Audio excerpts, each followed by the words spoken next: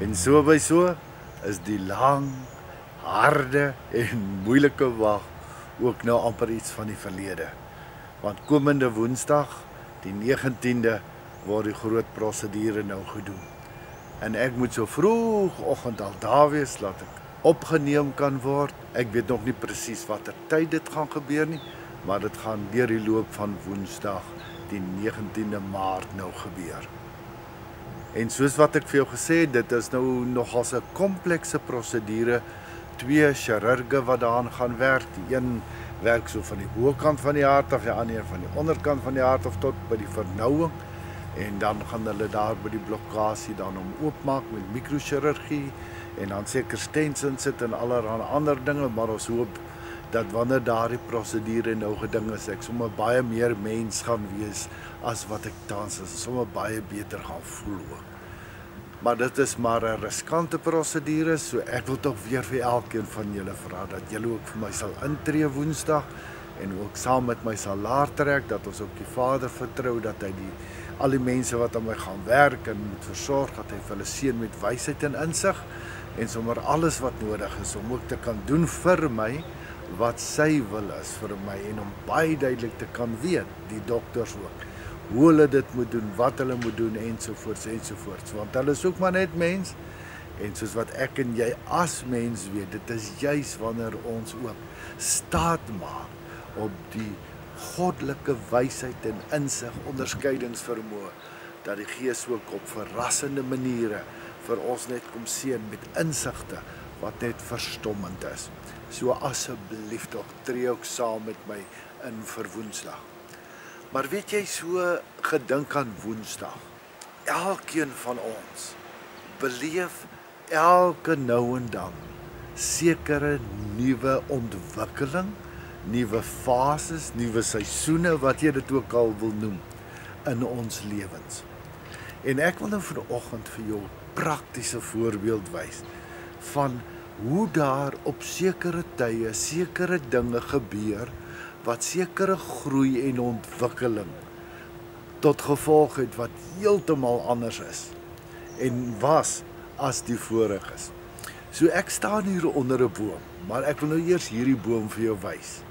En terwyl ek hom wys, moet jy net kyk na alles wat jy sien en vir jouself afvra, tot hoe mate weerspieël dit ook die groeifases in my lewe. En let spesifiek op na hoe die groei plaasgevind het en wat met hierdie boom gebeur het. Na die tyd gesels ek en jy weer.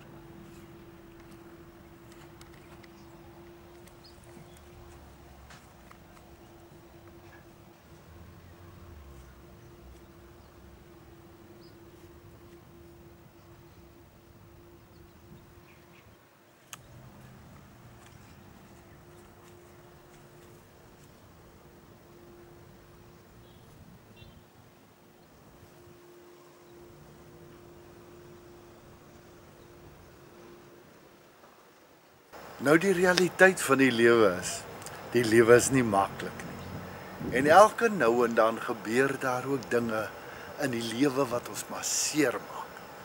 Ou takke word afgesaag, daar's koersaanpassings wat ons moet maak.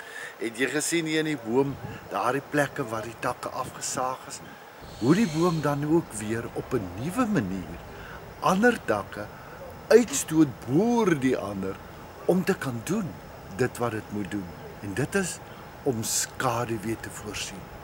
Net so het elke seisoen van ons lewe sy eie unieke karaktertrekke.